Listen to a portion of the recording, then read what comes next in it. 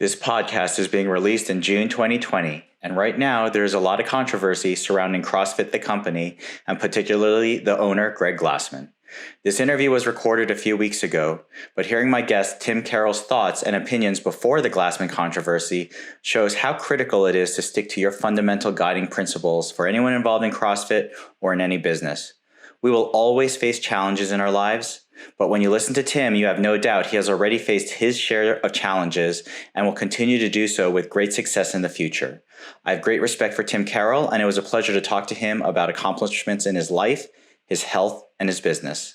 Well, thank you, Tim, for doing this. I really appreciate it. I think you're one of those people that I really wanted to highlight because I thought that you had a really interesting life and history so far, and I thought that people would benefit from hearing it and hearing your thoughts and hearing about your experiences. So I want to introduce Tim. So correct me if any of it is wrong. I pulled most of this stuff off of the internet, so you know how real all that stuff is. But I know that Tiim Carroll is 37 years old, right? Correct. And you are currently the owner of two gyms, CrossFit 908 in Berkeley Heights and CrossFit Central in Westfield, New Jersey. And your website is www.crossfit908.com. You have competed at a high level of competitive CrossFit, and you are a four-time CrossFit regional athlete. And in 2014, you also played professional co-ed team sport called Grid or Grid League. You played for the DC Brawlers. You were their captain and champions of that inaugural season. And personally, I've known you, really. This is the first time we've really talked in person, but I've known you for about 6 years. When I first competed in your barbells and beers competition at CrossFit 908, that was my first competition ever as an athlete. And that was fantastic. So welcome, Tim. Thank you for taking the time to do this. Thanks for having me on. I appreciate it. Yeah. So the first thing I always want to do is everyone in CrossFit has their how did I get started in CrossFit story. It's always a good one. I always love hearing people's stories. So I want to hear your how did you first get involved in CrossFit story? Sure. It was through a friend. So one of my friends reached out to me over the summer and was like, hey, you got to come over to my house. I'm doing this thing called CrossFit. And I was like, at that time it was 2006. And I was like, okay, I don't know. Have I any idea what it is? So I showed up to his house and he had bought a set of rings and he was hanging them from his parents' deck. So he's like, all right, we're going to do some pull-ups and some dips on these rings. And I was like, okay. And, I'd never used rings before. I saw them in gymnastics. I didn't know how to use them at all. So we did a few sets of pull-ups, a few sets of dips. And then he was like, all right, here's our workout. We're going to run. And, he kind of like mapped out a loop around his house and another house. And he's like, it's about 400 meters. We're going to run it as fast as we can. Then we're going to rest 2 minutes and we're going to do it 4 times. And I was like, yeah, it's fine. It's not a problem. Right. And being as green as I was, 3, 2, 1, go. And I ran that first 400 meter as fast as humanly possible. Like I did not hold back. So that one happened. I ran the second one, but couldn't quite finish it. And then I did not run the third or the fourth 400. I couldn't even get through it. And I was pretty much close to puking. And I was kind of uncertain as to why it was so hard and why it was so bad. And he basically said to me, hey, you got to check out this website. And I was living in Manhattan at the time. So I looked up CrossFit.com and started learning about the workouts and the movements. And I was going to a New York sports club, which in Manhattan, all the gyms are built up, not out. So, one floor is dumbbells, one floor is treadmills, one floor is, they've got pull-up bars. So I was going and trying to do the workouts at a New York sports club. I was taking dumbbells up and down stairs. I was going from the treadmill floor and then running upstairs and trying to do pull-ups. So it was an interesting thing, but that was really how I got started, just doing it on my own. And then eventually I moved to Hoboken, and they had CrossFit Hoboken at the time, which was kind of one of the first affiliates in New Jersey. And that's where I really got my start with an actual CrossFit gym. At the time, the two owners, Craig Parcells and Eddie San Giacomo, worked out with them, started just kind of spending a lot of time with them. And eventually got certified, started shadowing under them, and then guest coaching there. And that was really kind of my foray into CrossFit. I want to talk about how you started your gyms and how you ended up leaving your job in Wall Street and how that entailed. But the first thing I also wanted to do is you had a very rapid rise as an individual athlete, because by 2011 you had your best performance. That's literally like 2 to 3 years after you started at Hoboken. And you placed 8th in the Northeast Regional that year, and the people who went on to the games were like Austin Malleolo and Dan Tyminski and Robert Land. These were these are all very, very high level CrossFit guys, and I know that pretty much all these top athletes and still do. And so I wanted to go through some of that and sort of hear about your thoughts as an individual athlete. I always get excited, watching individual athlete performances and seeing what they do and what they're thinking about. When I looked at on the CrossFit website, you have everyone has benchmark stats, and some people write their numbers down and some people don't. And I want to, just for fun, go through what you have written down on the website. And you can tell me, are you higher? Are you lower? How do you feel about these numbers? Just to see where you're sitting now. So you have listed right now as your back squat is 475. Is that true? Is that how is that now? I think it's probably less. During grid was probably when I was my strongest, because we were doing so much heavy lifting. I'd say about a month before we closed down from COVID, I did a triple at 405. So I'm probably down, and I was around 425, but that was cool. Lifetime PR was 485. Wow. You have clean and jerk listed at 360. I'm definitely less than that now. Lifetime PR was 375. Wow. And snatch 280. I'm probably 95 pounds right now. I ended up having torn labrum in my right shoulder. That really, I had injuries over the years. Things like one time at Wadapalooza, trying to catch a snatch and really trying to save it, and I probably should not have tried to save it. So like little things here and there that I've had like these ouch moments, and ended up just having the dumbest thing in the world. Went to a birthday party and threw a bunch of dodgeballs, and the next day I couldn't move my arm. Right. And ended up going to get an MRI, and I have in my right shoulder, if you look at the labrum like a clock, I've got tears from 10 to 1, and then from 3 all the way around to 7. Wow. So, basically anyone that looked at it was like, oh yeah, you're going to need surgery. So I did not get surgery. I got PRP, stopped snatching, stopped overhead squatting, stopped doing any sort of butterfly pull-ups and stuff like that, and just have been letting it heal and rehab for the better part of the last year. How's it now? It is at a point where I can do a lot of movements where my arms are a little closer in. So I can strict press, I could handstand push-up, I can do strict pull-ups. I can even do some kipping with toes to bar and regular old school kipping pull-ups without any pain. But that sort of cyclical, like internal, external rotation of my shoulder is too much. And I really tried after about 9 months to try to do some overhead squats and just see, like, could I build back up? And I couldn't get above 65 pounds without major pain in my shoulder. What made you decide to not have surgery on that shoulder? I think just my experience with other people that have had labrum surgeries. I just don't feel like it's 100% like that they're happy with it. I find a lot of them end up getting limited range of motion, or they say they still have some pain. I find very few people that are like, oh yeah, I had labrum surgery and I'm 100% good. And I feel like, being a type 1 diabetic, I would just rather hold off on any kind of surgeries where I'm getting opened up. Just if I can get to a point where I can throw a ball with my kids and still do 85% of the things that I want in the gym, then I'm fine with that. Wow. Good point. You had a deadlift listed at 525. Yep, that was my max. Probably nowhere near it now. And then a Fran time of 248.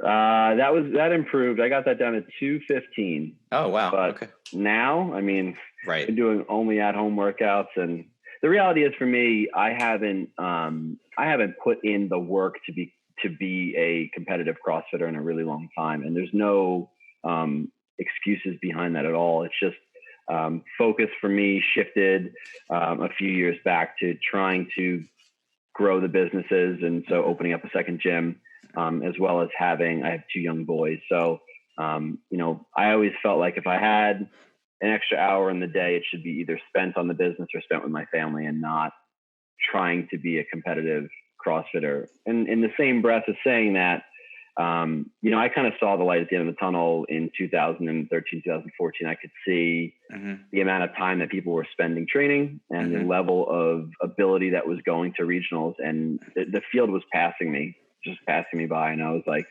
okay, that's fine. Like I had a fun run with it. Not saying that even if I had put in the time that I could have been competitive with those guys and girls, but it just, at that point, it wasn't for me anymore. Some of your performances, especially back then, you must have felt like you had your best shot when you were younger. Like at that time, I want to go through the workouts of the 2011 regionals because they were pretty horrific, and see what you thought of them at the time and what you were thinking. The first workout of the regional, you placed 5th. It was a 1,000 meter run, 30 strict handstand push-ups, and then a 1,000 meter row. And you placed 5th with a time of 8:25. How did you feel when you first started that? You're, like you said, CrossFitting for 3 years, young, chasing after it, bunch of fit athletes around you. What did that feel like?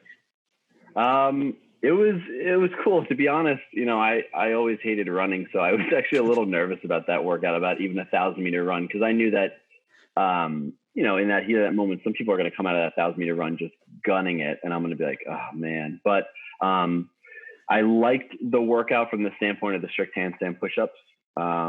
Pressing strength for me was always the strongest part of me, like not pulling, but pressing.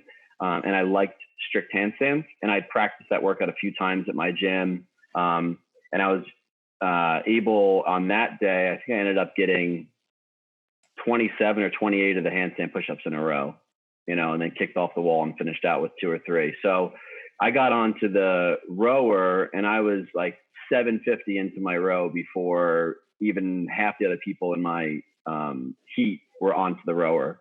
And that was just because strict handstand push-ups are hard, and some people tend to have a natural ability to be stronger at them. And back then they were even harder. People weren't doing that as nearly as frequently as they're doing handstand work now. So I think I just kind of lucked out with that being the movement in there. If it had been chest to bar pull-ups instead of strict handstand push-ups, I would have done way worse in that workout. It's funny how things have come back around, and now strict handstand push-ups they seem to be more emphasized now in programming. And then the second workout, you did your best. It was the thruster ladder. It started at 155, went up to 165, 175, up to, you hit 255 on your thruster. What do you do to hit a 255-pound thruster at that point? So again, pressing strength for me was a thing that I guess from just lifting weights, doing a lot of like dumbbell presses, military presses, coming into CrossFit, I found the overhead pressing movements to be the easiest. So, back then, I had, at that point, had probably push pressed close to 300 pounds. Again, like just the pressing strength came natural to me. So, thruster wise, I think in practice, I hit like maybe a 275 thruster before then. And it was a really interesting, thing, the way that they judged those thrusters that year. They were faulting people if their foot moved at all on the thruster. And I mean, literally, like if your toe went out, they no-repped you. Oh. So there were guys as strong as me that were getting thrown out at like 115 pounds because of this stupid rule. But the way that they did it was, you followed in like a snaking pattern, and you just followed the person in front of you. So it was pretty cool because I got to a point where no one was in front of me anymore. And then I was now the leader going on. But then I think Rob Orlando was behind me. But I was psyched. I hit 255 and I thrustered 265, but my foot moved. Oh. So they disqualified me on it. And yeah, I was, that was like a really good first day for a CrossFit Regionals for a guy that didn't really expect much from himself. So I came out of that day probably one of the best moods of my life. Yeah, that's pretty amazing. The next workout was a 21-15-9 for time of deadlifts at 315 and then 30-inch box jumps. Least favorite workout of all time. Least favorite workout. Austin Malleolo was done in less than half the time that it took me to do it. Wow. It was, I was never I never really liked deadlifts. My back tends to get blown up on them, just it is. And back then for me doing like 315 wasn't something I did in workouts. Like it was a strength set, but it was never in a conditioning workout for me. You know, I was used to doing like Diane at 225, and even that starts to feel like it gets really heavy. So 315 was like, there those blue Rogue competition plates on there. We were on plywood outside. The bar felt like 1,000,000 pounds, and it was that workout was a wake up call. I remember finishing the workout. I did my last box jump, got on my shins on the box, put my head down, and Rob Orlando walks by me and just like pats me on the back and keeps walking. Meanwhile, he was like, I mean, he could have done triple those deadlifts, you know? Yeah, I think that's a specialty of Austin, the deadlift, because I think I saw him do some sort of challenge where he did like a bunch of deadlifts and ran a marathon or something crazy like that. Well, they just did I don't know if it was Rogue that put it out there, but it was max 315 deadlifts in 2 minutes. And he did 52. Oh my God. Yeah. Yeah. That's just, he started with like a set of 30. I mean, it's like 10,000 pounds of deadlifts in like 30 seconds. You're like, guy's a beast on the deadlift. Yeah. The next one was a chipper. It was 100 pull-ups, 100 kettlebell swings, 100 double unders, and then 100 overhead squats at 95 pounds. Yep. That sounds horrific. It was terrible. My hands were ripped on the pull-ups from the very get-go. And then the kettlebell swings, again, for people that weren't there in 2011, they literally had a guy. The standard was an American swing, and the guy was holding a pen to make sure the kettlebell was straight up and down over your head. And if you went past vertical, it was still a no rep. You had to stop it at vertical. Like, I mean, it was the worst standard ever. And so I remember watching this one heat, this girl, I think she was at CrossFit New England. I mean, her hands were just gushing blood. She had done like over 200 kettlebell swings at that point, plus 100 pull-ups. My experience in that workout is I got to the overhead squats and I started doing the overhead squats and my quads just seized. I was probably pretty dehydrated. I wasn't used to competition at that point, is my guess. And I would hop down on the ground on my shins, just sit on my heels so I could stretch out my quads, get up, put the bar over my head, do a few more overhead squats, they'd start to seize again. It was like, I had no idea what was happening. Oh my God. I mean, 100 of it. Yeah. At the end of that, that's insane. I mean, for a time of 25 minutes, that's pretty freaking amazing. And then the next to last workout was Amanda, which was 975 of muscle ups and a squat snatch at 135. So that was a burner. Finished 6th, 7 minutes, 720. How did your hands feel after the pull-ups and the kettlebell? I remember that day I had so much stuff on my hands to protect for those squat snatches. Like the muscle ups felt bad, but the squat snatches felt way worse. The knurling on the bars just was killing my hands at that point. But once you get to like a couple of minutes before the event, I think the adrenaline kicks in and you're like, all right, I'm going to do this. But yeah, hands were not feeling good. And then the last one was for time, row 20 cals, 30 burpees, 40 two-arm dumbbell ground to overhead at 45 pounds, 50 toes to bar, 100-foot overhead walking lunge with a 45-pound plate, and a 150-foot sprint, which seems like an odd mix of stuff, but I don't know. Definitely an odd mix for sure. So what do you remember from that whole sequence? Like what stands out to you at, for that? Was it the people? Was it the pain during the events? Was it, what was it that really stood out for you? I think it was a little bit of the atmosphere there was what sticks with me the most, because it was an outdoor event held up at Reebok headquarters in Canton, Mass. And just the way that they had set everything up, like the crowd was on top of you. It was awesome. They were right there, and I could always hear my wife screaming. I could hear all my friends screaming.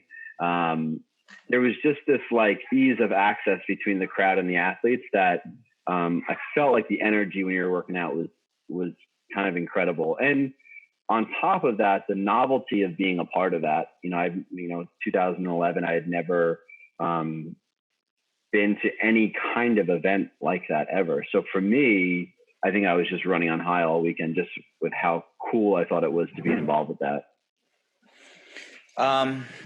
And then you continue to compete in the regionals. And then in 2014, the Grid League came around. How did you get involved in the Grid League? And what was that like? One of my good friends, Justin Kotler, who owns CrossFit Dynamics out in Queens, New York, he was getting involved with it from the very get-go as a potential coach. And so he had some athletes that were regionals guys, games people that he wanted to have try out for Grid. And at the time, he was coaching me to try to train for regionals. And he said, hey, why don't you come to the tryout and give this a shot? So, of course, I was still really, really interested in trying to do the competitive side of things. So I went to the tryout up in Boston and just, they had these different tests you could do. You could do a front squat max. You could do a split jerk max, a clean and jerk max, a snatch max, max doubles in 2 minutes. There was a conditioning piece. So there was they were trying to gauge all of the different specialties and see how people did. And I ended up getting, at the end of the 2 days up in Boston, I ended up getting a bid to then go out to Vegas. So then I went to Vegas, and they did cuts each day, and I made it to the last day in Vegas. I didn't make it to the very final team. And then they ended up doing a draft down in Florida. It was such a cool experience to be able to be a part of something that was done on that kind of scale. I mean, I think it was to their detriment that they were spending way too much money, hosting these events, renting out these arenas, flying people in. I can only imagine how much that stuff costs. And then Justin ended up being the coach of the DC Brawlers. And, they came down to draft time, and he ended up picking me in, I think, the second or third round. And, and the rest was history. Kind of worked out in my favor, and I got to play that inaugural season. We ended up winning the championship that year. And then we, second year, I was GM for the team. So really just on the managerial side, and we ended up winning the second season as well. What if you were the ones investing and doing it again? I mean, other than spending that much money, what could they have done to sort of make it more financially viable, or something that would have been more successful over a longer period of time? I guess my original opinion was that they could have done something that was a little more grassroots, because, in general, at that time, people in CrossFit were paying to play, right? All the athletes were paying their way everywhere they went. They were getting their hotel rooms. Sponsorship wasn't on a level where people were getting money doled out left and right. So I think that if they had, made greater inroads with some local affiliates that had the space, they could have just started hosting more hey, we're going to do these competitions. They're just going to be in this fashion, and sort of create their own style of a competition and get the fan base behind them. Because essentially they had what I thought was a really exciting sport with really great athletes, but they didn't develop their fan base, right? They didn't get people to understand what was happening when they were watching it.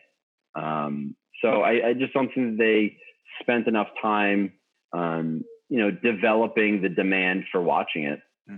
I watched some of the events, and they were pretty cool. And I remember I talked beforehand to Dallas, who's one of your partners at the one of the Wadapaloozas that you competed at.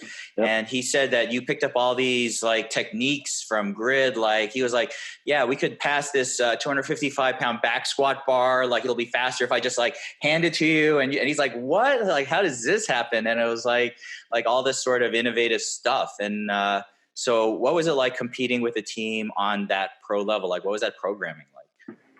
So definitely like hats off to Justin Kotler, who was the coach, and then ended up being the assistant coach, Dave Charbonneau, who was also a beast in his day in CrossFit and still is.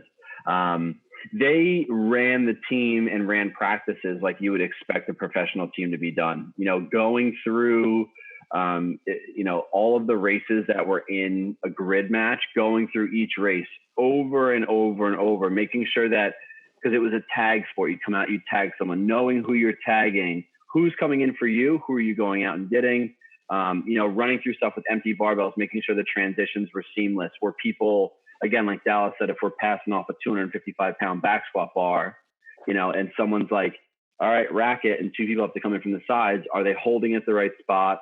Is the person that's getting off the bar, are they running to the right side of the bar so they can transition with someone? So just kind of like pounding that stuff in and not letting people slide. Like if there was a mess up, it was like, all right, back to the start, we're redoing it. And Justin made us practice that stuff a lot and figure out the most efficient ways to transition. And that was just super cool to be a part of something like that, to see people taking it that seriously and then see the fruits of your labor kind of pay off when you're out on the grid and your team just is kind of flowing out there. It seemed interesting because you could specialize to a certain degree, your teammates, right? So, you had, the more gymnastic people and then the heavy lifters. And, you had to be good at everything to a certain degree, but you could also sort of work to specialize. How did that strategize in, what you guys were doing as a team? So Justin had a good eye for finding people that were ridiculously talented, that maybe weren't the biggest CrossFit names thus far. So for instance, like he found Ryan Elrod. Ryan's my age. He actually just finished first in the 35 to 39-year-old qualifier for CrossFit. Oh. And he was a Cirque du Soleil guy. So like his and he grew up doing gymnastics at a high level. So his gymnastics ability, just insane. Like the guy did back to back 30 handstand push-ups unbroken with a minute rest in between. Oh, and the first two sets were strict.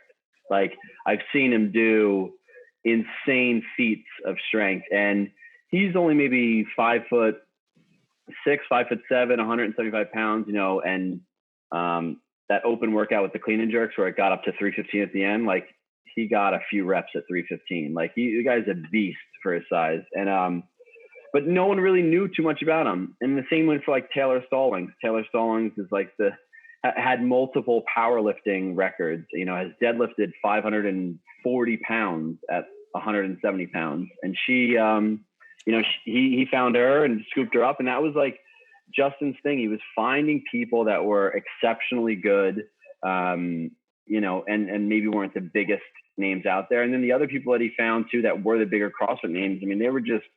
They were good and they were fast. I think Justin really understood the sport. It wasn't your CrossFitter that was a great CrossFitter because they had a good engine and could pace through a 30-minute workout and never slow down. Like he found people that were hungry and explosive and wanted to attack. And there were CrossFitters that are very, very good CrossFitters, even to this day, would be games people that were not good at grid because they were great at everything, but they weren't spectacular at one thing. You know what I mean? Like right. They could hold their own, but when it came down to really like a matter of seconds on certain things, there were a whole host of other people that were good CrossFitters, but they didn't have the engine. They couldn't do certain things. But when it came to like, could they do this one thing faster than anyone else? Yep. And Justin he had a really, really great eye for talent. That's awesome. So then in 2012, you were diagnosed with type 1 diabetes. Right. And how were you first diagnosed? You were in the middle of being a high-level CrossFitter at that point. You were competing. What was that situation like? So 2012, I was training for regionals, and I was actually really looking forward to the 2012 regionals when the events were released, because I had been training. 2011 really was one of those years where, like I'm sure most people that end up going to the games, they come back and they're like, oh, I got to do that again, right? Like I got to train harder. So 2012 was the year that I trained really hard. Like my strength was going up, my conditioning was going up. I was really excited. And then leading into the 2012 regionals, I started losing some weight probably about 3 weeks out from regionals. I started losing some weight, and that wasn't typical for me, but I was attributing it to maybe I was just, working out more. In my mind, I'm like, oh, great. My gymnastics will be better. This is awesome. This is perfect. And then, came to regionals, and when the events were released, I was extremely excited about them. Like, of the 6 or 7 events, I felt like 4 of them I would do really well at given the field. And day 1 happens, and Diane's the first workout, and it's in the morning, and I hadn't eaten anything. I don't normally eat anything in the morning anyway. So I'm assuming my sugars were probably in a relatively normal spot. And I did great. I did like my best diet time I've ever done ever. And I did well relative to the field there. I don't know if I took 4th or 5th on it. And I was psyched. I was super, super pumped. We went into the afternoon, and the afternoon workout, I'm trying to remember what it was. I don't have it. But whatever it was, I totally bonked. And in a way where I just had like no energy. I was shot, and I was like, okay, that didn't go the way I wanted. That sucks. And then the next morning, we had 100-pound dumbbell snatches and a farmer's carry with it and a little shuttle sprint. And I was excited about that. I had purchased a 100-pound dumbbell a few weeks prior. I did the workout a couple times, and I was like, okay, I can move this thing. That's a plus because it's heavy. And I went to do that workout and bonked, completely crapped the bed. Like I was struggling to snatch it. And I remember specifically Jason Schroeder, who owns Brazen Athletics with Christy. He came up to me. He had already finished it, and he comes up and he's like trying to cheer me on in my face. And I literally was just like I was like, get away from me now. And I came off the field after that, and I had one other event that day, did terrible on it. I literally wanted to quit. I was on like my hands and knees mid workout, just like, I wonder if I should just call like the paramedics over. Like, I don't feel good. And I had a long conversation with my wife that weekend and just said, like, I don't know. I guess I just didn't train that hard. I guess everyone's that much better. There's just, I don't know. I'm like, I was confused. I was sad and confused. I couldn't even be mad. I didn't even know what the hell was going on. And then regionals ended, and it was early June of 2012, and my wife's company had just closed down their New Jersey site a few months prior, and she was running out of her health insurance from them at the end of June. And she goes to me like, I think you should just go see a doctor if you're not feeling great. And I had started to get the insatiable or unquenchable thirst at night. And that I let that go for maybe 1 or 2 nights. And I was like, this is weird. So I looked up weight loss and unquenchable thirst. And of course, the first thing that comes up on Google is type 1 diabetes. My wife's like, you don't have diabetes. Like, you're fine. You're healthy. And got blood work. And the next morning I was sitting in a diner with one of my coaches, and I had a full breakfast burrito, a full plate of breakfast potatoes, and a huge chocolate milk. Like I had like 200 plus grams of carbs sitting in front of me because my blood sugars were super high and I was craving sugar. And I get a call right then as I'm in the middle of that meal, and it's like, you need to come in, you need to go to the hospital right away. Your fasted sugars were like 400. You need to get in right now. You have type 1 diabetes. And I was like, what? And I get off the phone and my coach is like, what's wrong? And I'm like, I have diabetes. And he's like, what are you talking about? No, you don't. Ended up going, my sister was a nurse at RWJ. So I went over to their ER, got checked in, got some fluids, and then just went to an endocrinologist that same day. And, he was like, not super sympathetic. He was just like, oh yeah, you have diabetes, and a nurse will be in to show you how to use these insulin pens. And I was just kind of like, I mean, obviously it blew my mind. I don't even really know how to put it into words. How does that make you feel? I mean, I can't imagine being healthy and young and having something like that, which is not a temporary condition. It's a permanent, lifelong. I mean, and I know I've seen patients, and I see a lot of young, and I did when I was in training. People have a really hard time, especially when you're young, accepting this. And people will go, I mean, any chronic condition, everyone goes through phases where they're in denial. They stop, checking, they stop doing stuff. They don't want to face the responsibility of having to do stuff. They get, there's all sorts of phases in it psychologically. What did you do to sort of get through that and get to where you are now with it? Yeah, I mean, I think a lot. I'm super thankful for having my wife at the time. She just she was always there to kind of help me get through those periods where I was like, F this, I don't want to do this anymore. This is so dumb. And I still I'd be lying if I said I didn't still have those moments.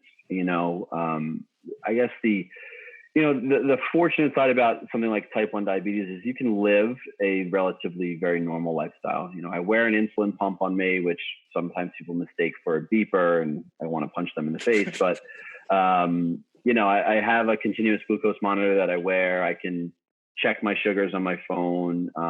It's not a perfect system. So if I want to go eat something that has 50 grams of carbs in it, and I take insulin for 50 grams of carbs, it's just not a perfect system like your pancreas is in your body. Like my sugars might spike to 300 because I didn't absorb the insulin, whatever it is. So there's these moments of frustration with it. And I think, it's a good life lesson for the alternative sucks. The alternative is dying from it, and living an unhealthy lifestyle. So it was one of those things where you feel like your plate is full, but you can just move some stuff over and make room for it. And it just becomes a part of your routine. And it's helped me with other things in life too, when you just want to kind of throw your hands up and be like, I don't want to do this anymore. And you just got to realize that the alternative is worse. So deal with it, try to eat well, stay healthy, manage my sugars, do all the things I'm supposed to do. And just kind of keep moving forward. But yeah, the denial part of it was real. And there's still daily frustrations with it for sure. Do you work out with the insulin pump, or do you take it off when you're working out? I work out with it. There's times when, if I were doing an open workout and it's 10 minutes long and it's got a bunch of double unders in it, I'll take it off because the pump has gone flying and wrapped around my jump rope before, which is one of those moments where you're just like, why? Yeah, so I'll take it off here and there, but in general, no, I pretty much wear it all the time. What do you think about the technology? Because I know that some of my patients are sporting some of the newer ones. They're supposedly better. There's more technology on the horizon that people keep talking about that are going to make things better and better. Does that excite you? Absolutely. Yeah, so obviously, I'm a relatively new type 1 diabetic, so I can't even imagine what people, that were diagnosed in the 80s and 90s feel like about it now. I'm on a Mini-Med Medtronic pump, which is one of the bigger ones out there. It's fine. I would love a smaller pump for sure. There is also a wireless option, the Omnipod, which you wear a bigger thing on your body, right? But it's wireless. So I wish that, I could try out the different pumps and see what makes the most sense, but insurance doesn't let you do that, right? They're like, oh, you signed up with these guys. Now you have a 4-year sign on. You have to stay with them for 4 years or we won't pay for anything. But I got this, I'm wearing this is my glucose sensor. Okay. Which is the Dexcom. So my previous glucose sensor, I had to calibrate it at least a couple times a day, which means finger sticks. Right. And it lasted 7 days. This one lasts 10 days, and I don't have to do a single calibration if I don't want to. I don't have to finger stick at all. So that alone right there is a huge plus for me, right? I'm not sticking my finger during the day, which I was doing for 7 years straight, probably anywhere from 5 to 10 times a day. Yep. And it lasts for 10 days instead of 7. And it's a lot more comfortable. So I can put it up on my tricep, whereas the last one would be so uncomfortable there This one inserts really easily. The piece that's left in your body is super, super small. So now my next, like looking forward, would be a new pump. And they came out with a new one called the T-Slim, which is like a much smaller one. And it interacts with this Dexcom sensor. So they kind of speak to each other on like a closed loop system.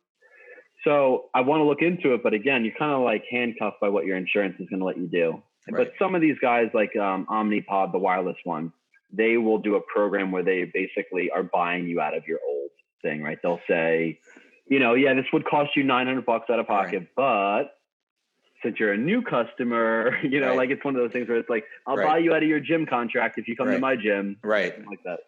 Now, I thought the pumps also had some sort of glucose monitoring too, because it's supposed to auto deliver a certain amount based on what it sees for your blood glucose. Is that not true?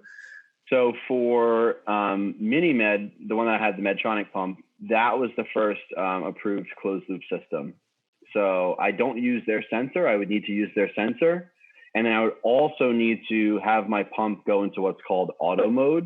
Mm-hmm. So where it's supposed to be truly autonomous and I do nothing to it. Right. And I spoke with my endocrinologist about it. And he said, based on where my A1C was, that it didn't necessarily make sense because the auto mode would likely keep me relatively around there, if not more. And because I think the short-term threat of lows is the serious part. So right. The pump is never going to bring you down. Like if as a diabetic, you want to be close to non-diabetic, but the pump won't take you there for fear of taking you low and killing you. I see. Got it. You know what I mean? So yeah. Like they're aiming to keep you at like 150. Right. And 150 is not a great number for a non-diabetic. Right. For diabetic, it's acceptable. And right. I'm trying to be down at like 120. Right. You can't change that in auto mode. Oh, I see. And I think that's part of why the FDA would allow it is because they're really not allowing you to get anywhere close to a low blood sugar level. Mm-hmm. They're just trying to manage your highs by basically giving you like mini boluses every time it sees your blood sugar going up. Right. But my experience online through Facebook is people that go into auto mode, as it learns your body, you've got like anywhere from 2 weeks to 4 weeks of sugars in like the 300s because it's like trying to calculate and figure out how quickly you come down. And right. I was just like, I'd rather just keep doing what I'm doing. I'm fine with it.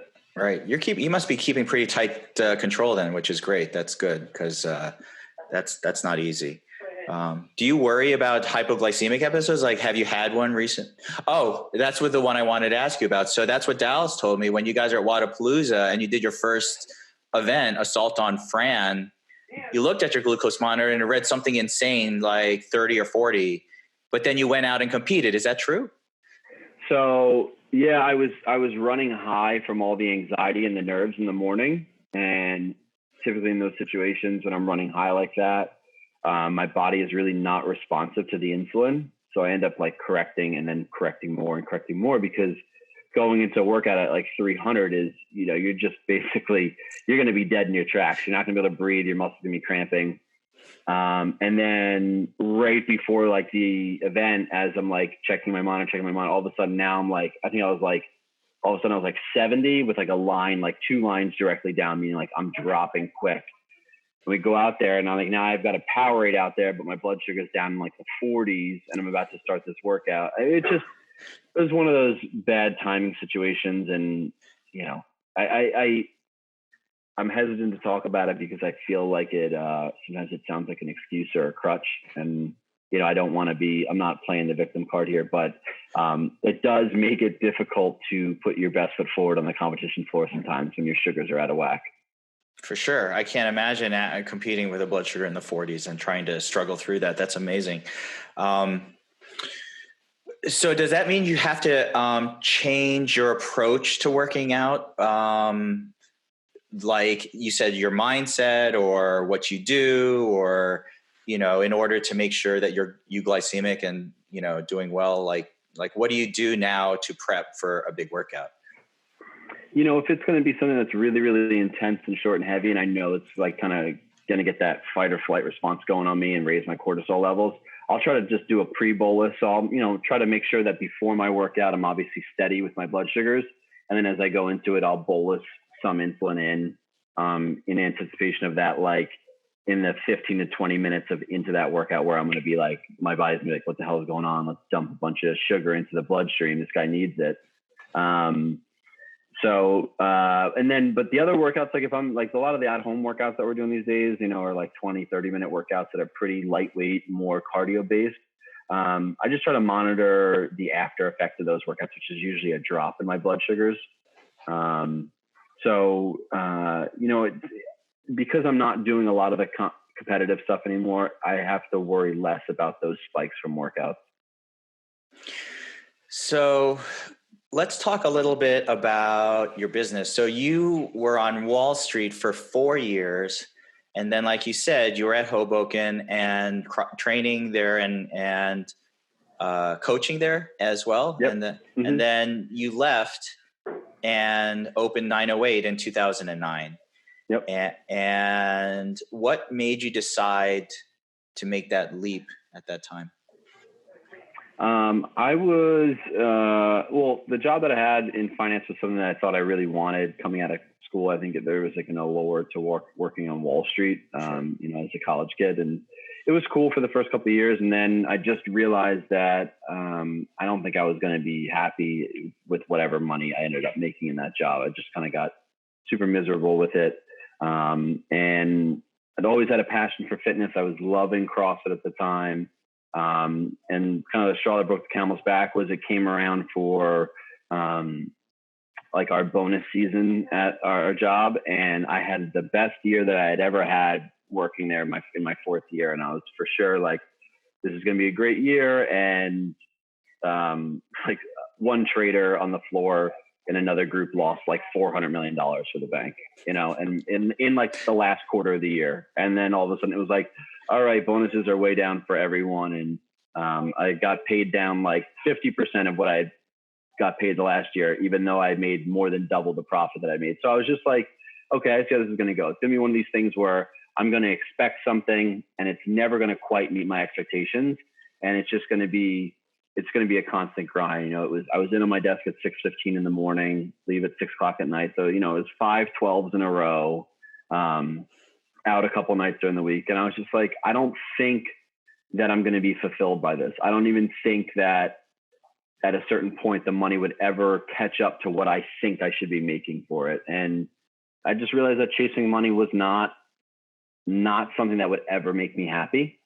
And, so I was, 26 years old and said, screw it. I'm going to try this thing that I really, really like. I think it's an awesome thing. I think that it's more than a fad. I think that people love it. And what I could see across at Hoboken, the transformations that I was making in people's lives, the connections it was making between people. I said, screw it. I'm going to give it a shot, and quit my job and looked around for a space and ended up finding a space in Berkeley Heights, New Jersey. And I was subletting from a gymnastics facility. We had 1,700 square feet. And we opened on October 3rd, 2009. It's a great facility, by the way. I really like it. Thanks. And, did you do it all by yourself? Did you have anyone helping you from a financial standpoint, from a business standpoint? It was all myself. It was my savings from the couple bonuses that I'd gotten previously. And I did all the searching by myself. I just went on LoopNet, met with realtors, found the space, went on Rogue, purchased, at that time you could email Bill Henniger from Rogue directly and he would get back to you. And I was like, hey, I want to buy this equipment. Can you guys do a custom quote? And he was like, sure. And gave me a great deal on equipment. Found the horse stall mats to put down on the ground. I got galvanized pipe to make a pull-up bar. So it was, it was definitely all, a little different in the beginning. If you had to do anything differently, and looking back at it now in retrospect, would there have been anything different that you would have done? Any mistakes? No? That's good. Oh, of course. I mean, there's definitely mistakes made for sure. But, when I opened it up, and that was kind of Erin, my wife's first time really getting into CrossFit. She had done it before, but she was like, all right, now that you own a CrossFit gym, I might as well actually do it. And at the time we were, 26 years old, no kids, super social people. We started with 11 total clients, a couple of whom one was my brother, one was my sister, then some friends. Then there were a few clients in there that we had no idea who they were. They literally just found us online. And we just built more of a social network than anything else with people. I think we didn't have a lot of obligations elsewhere. So we would spend extra time at the gym. We would do socials. There was a place in Berkeley Heights called Delicious Heights. We'd be like, oh, let's go get a drink at Delicious Heights. And I think that kind of like snowballed into people being like, oh, cool. Here's this place I can go to. I can get in shape. And it's away from work and family. There's no pressure to be anyone I don't want to be. I can just kind of disconnect, have human connection on an authentic level, and enjoy it, right? And then I can just go back to my real world, which is stressful and everything like that. So I think the social side of the thing really helped us to kind of grow the strength of our community. I think that's where a lot of our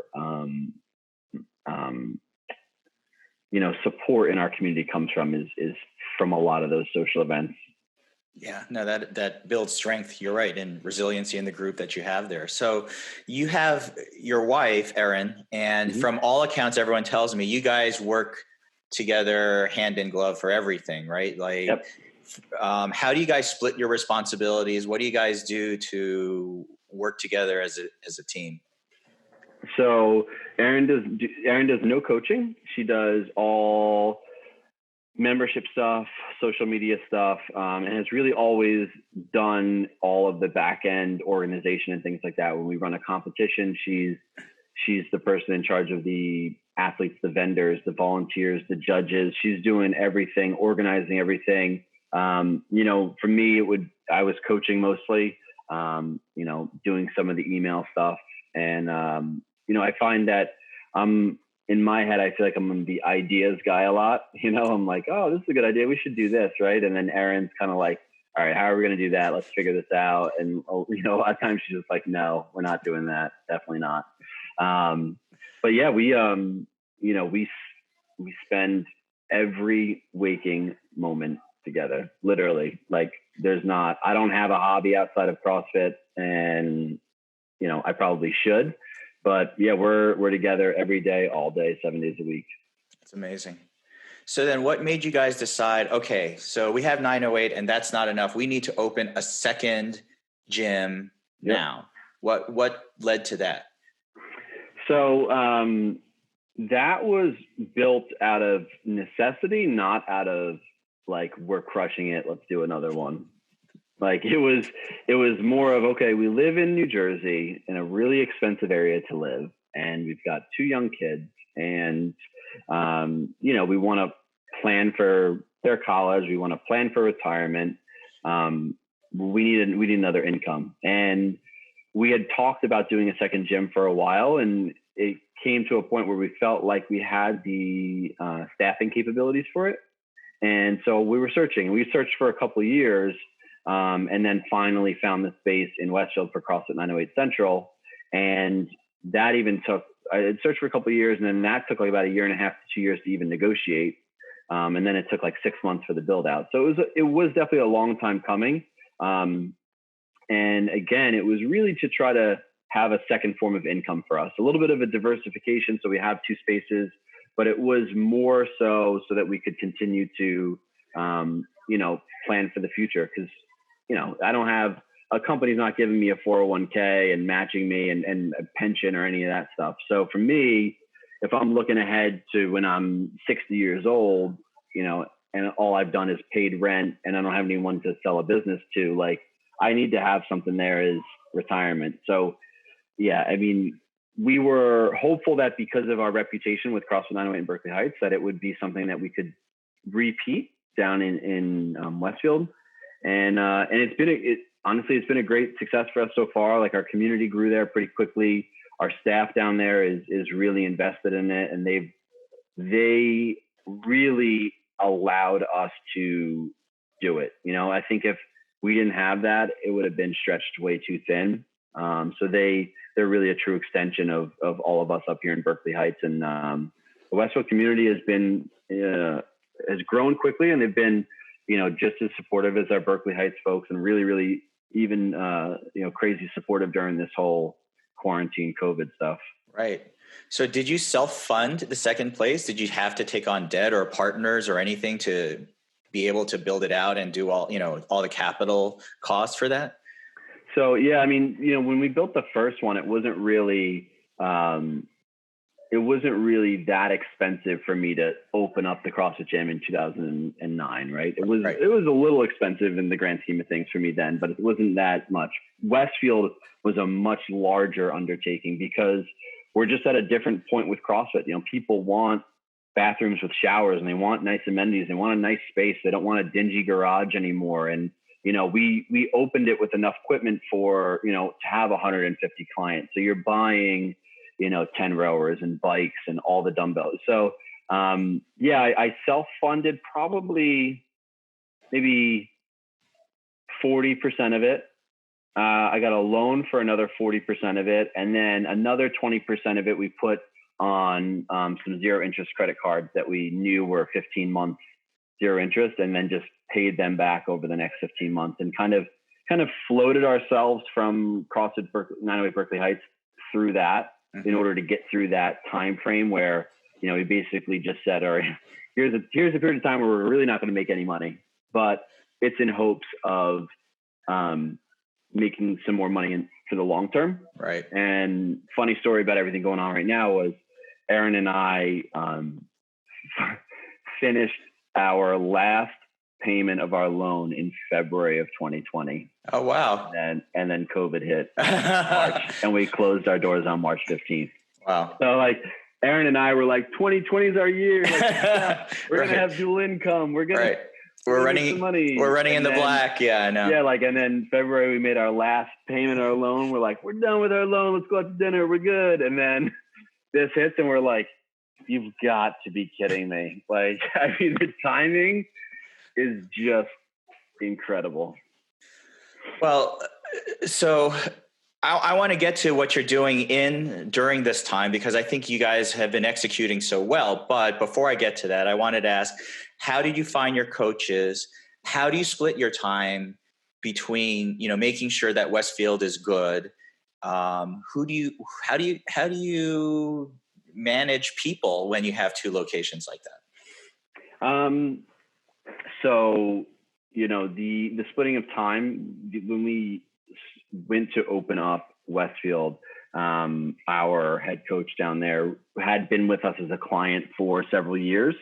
And then I was co-owner in a CrossFit gym in Jersey City for 2 years. And she coached for us when I was there. And I knew that she had coached for a gym out in PA as well. So Aaron and I looked to her to really be not only a coach, but more of like a head coach, GM kind of managerial position. Mm-hmm. And she took that spot and ran with it. And then our other coach down there, Sam, she had come from working another CrossFit gym, and she was used to putting in the hours and was a super hard worker. And then our other coach, Kevin down there, he was a coach. He has been a coach for me for about 7 years on a part-time basis. So I felt like, the feel of the community and everything was like good right from the very beginning. It was just like we were doing up here in Berkeley Heights. Mm-hmm. And, I think it's hard to say that you can just go out and find the right person, because I think that that's probably the most difficult thing with any business is finding the right staff. And we've been fortunate to have good people, but we also haven't gone through a lot of people. In Berkeley Heights, I have a coach, Alan. He's been with me for 9 years. Mm-hmm. He's our head coach. And then I have a coach, Jake. He's also full-time. He's been with me for 8 years. And then, obviously I've been here since the beginning. So just right there alone, our 3 full-time staff have been here for the majority of the time that we've been open. So, it's always been sort of an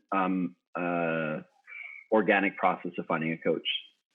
I didn't really ever seek anyone out as much as there's been a connection made, and it seemed like someone was interested, and I felt like they were the right person for the job. And weird timing of like, a person is ready for a job and we have a job ready for a person. So things have just kind of worked out in that fashion. Do you do your programming? Who does your programming for you? Jake writes it now. I wrote it for the first 7 years or so myself, and then Jake's been doing it for the last few years. And what would you say the focus is most on when you think about programming at CrossFit 908 and Central? Like what is your goal, or what do you guys think about when you're programming there? I think we're definitely, we try to be unapologetically CrossFit in that, we definitely do all sorts of different movements. We're never just focused on strength. We're not just always doing strength throughout the year. We go through some strength cycles, some 12-week cycles, 16-week cycles. We'll hit deadlifts, we'll hit presses, we'll hit snatches. I would say that we've never been the most competitively programmed gym, and that's sort of by design. We're not looking to get our people to do snatches and muscle ups every single day of the week.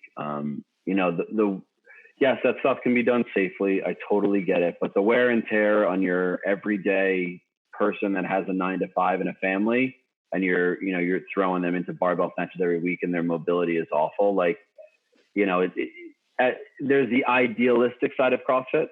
And then I think there is the, there's the business side of it when you're running it and you have all of these different people from different walks of life. And so I think that we're heavily focused on trying to get people to be conditioned. So be, cardiovascularly healthy, good stamina and stuff like that. And I think that we want to build strength over the long term with people. You talked about the restrictions and the coronavirus. And I have to say, when I look at your schedule as a gym and what you guys are doing and executing, it's very impressive. Probably the most amazing I've seen out of any gym during this time. I just looked, for example, yesterday you had 9 classes.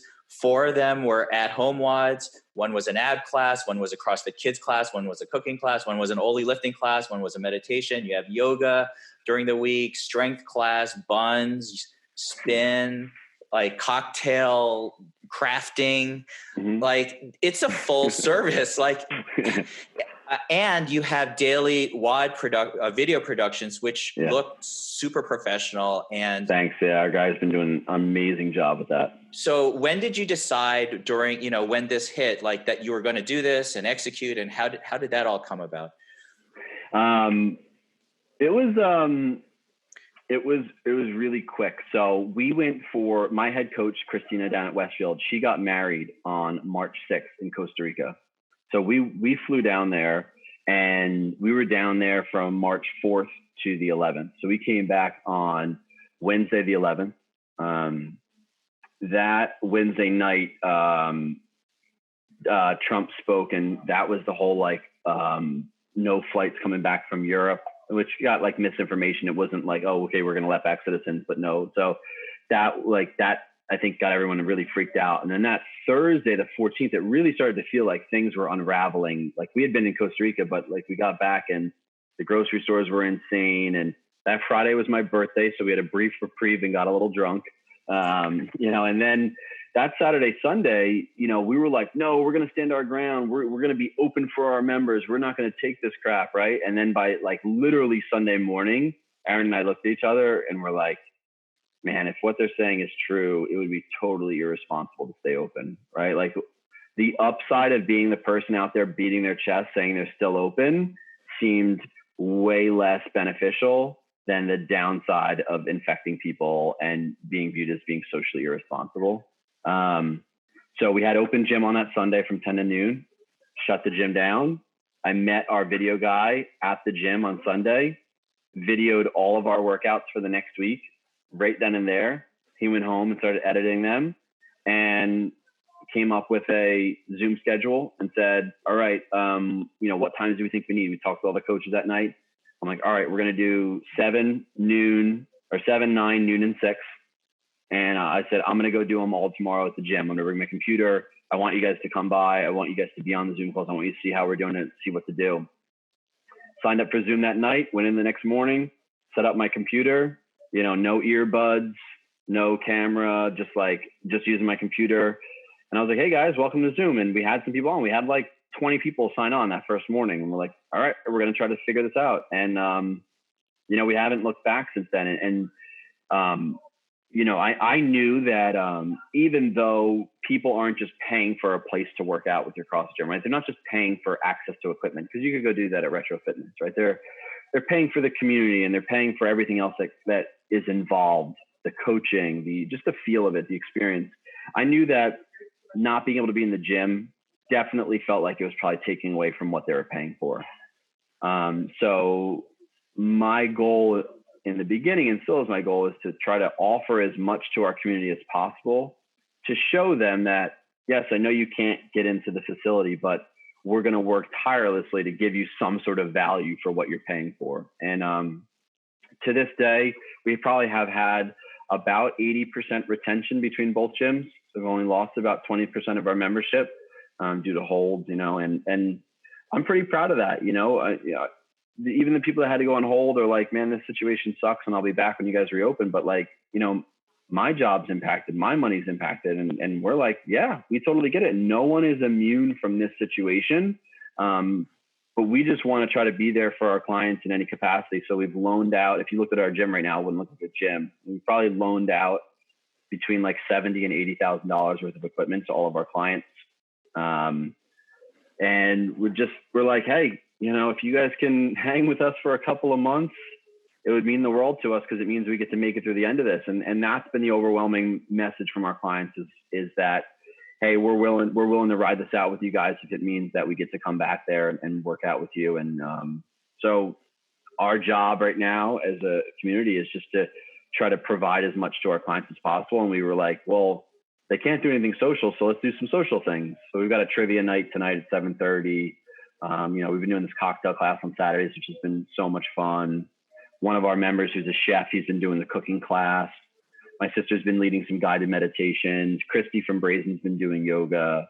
And then, I have these full-time staff members that didn't have as much of a schedule anymore, right? They went from coaching 20 plus classes a week to having 4 or 5 Zoom classes. So we're like, all right, well, what else can we do? All right, let's do strength. Let's do Oli. And, it's like I think we have like 40 to 45 hours of Zoom right now a week, which is pretty crazy. But yeah. Hey, like when I talk to people out there, as unappealing as Zoom seems for most people, there's really not a whole other options. And when you're stuck inside all day, maybe homeschooling your kids, or you're stuck on work calls all day long, hopping on a Zoom and seeing like 10 other people that that you used to sweat with, and like hearing a coach's voice and hearing a coach give you feedback, I think it's definitely worth something. Oh, that's a ton of value right now when it's really hard to get value, because like you said, you can always look up a workout, you can always see what people are writing, but to be able to get that feedback, to get that sense of connection, because that's really, like you said, the only connection people can have right now. That right. means a lot, especially when these people and you have worked out next to them. That's important. That's a lot of value right there. So the last question I wanted to really ask you about was about your work-life balance. So I guess it makes it easier that you are constantly with your spouse for all of your work. But now you do have 2 kids. How old are they now? So our oldest son, Liam, is about 4.5, and our youngest son, Dean, is a little over 2. Wow. So those are busy ages for parents, actually. You can't leave them alone for a sec. So what is your approach to work-life balance? What do you do to try to make it healthy and positive for you? So Aaron and I think we like to travel, and we have help from our in-laws. So pre-COVID stuff, Aaron and I would make it a point to typically travel once every 3 months or so, get away for a long weekend or go away for a week, and just kind of get away. And the thing is, you're never away from the work, because you always have your computer. So you're always doing emails and you're doing things on the computer like that. But, we would just try to travel and get away. I mean, it's not so much that there's balance as much as you're just, you feel like you're doing, it never feels like it's in balance. But I think when I think about the alternative, or going back to work in an office or something like that, I'm immediately happy that I've chosen this path, and being a small business owner, it's tough, and there's always work to be done, and it's not going to get done unless you do it. And there's there's those moments where you're like, F it, like, I don't want to do this anymore. And then you realize like, oh, well, no one else is going to do it. So I got to do it. So, it's just having a good relationship with my wife is the best part of it. Because if we didn't get along, I don't see how we could spend nearly this much time together and, successfully run a business together. So, it's just that I love being with her. She's my best friend, and that makes all the difference in the world. That's awesome. Is there anything else that I should have asked you that I forgot to ask or neglected to ask, or is there anything else you wanted to highlight that's important? I don't think so. I think it's just we're in a super interesting time right now where we've pivoted once to virtual offerings, and now it's just you can see. I'll show you real quick. Yeah. There's Erin. She's painting. And hey. then if you look out in my gym, like my staff's here. Cleaning, painting, organizing. Like we're trying to figure out what reopening is going to look like for us. And we know that not only will class sizes have to be limited based on rules, but that there's probably a portion of our community that's not going to feel super comfortable coming back to a gym right away. So, our main thing right now is to get the gym spruced up and clean, get all of our procedures and protocols written down. And I'm hoping to shoot a video in the next week or so to show sort of the day in the life of a client now at CrossFit 908 and what that's going to look like in terms of how do they enter the space? What are their touch points? Are they getting their temperature checked? Where's the hand sanitizer? Where are they working out? Where are they putting their stuff? And just like a whole demo video on to make them feel like, wow, that's actually going to be really safe and easy for me to do this. And I don't need to be nervous going back. If we have 6,000 square feet here, I mean, I should be able to fit 10, 15 people working out. Absolutely. There's no sharing of equipment. We've got all the sanitary products that we could possibly need. That's just our big question mark, because we can't stay closed for another 3-6 months. Yep. All of our clients are already feeling the impact. Another 3 or 6 months, we'll probably lose another 40% of our membership base. It's the reality of the situation. This is not an easy situation for anyone.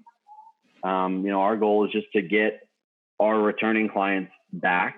And then the other challenge is going to be, how do we get new clients in? How do we get people over the fear of thinking that a gym is a hotbed for, coronavirus?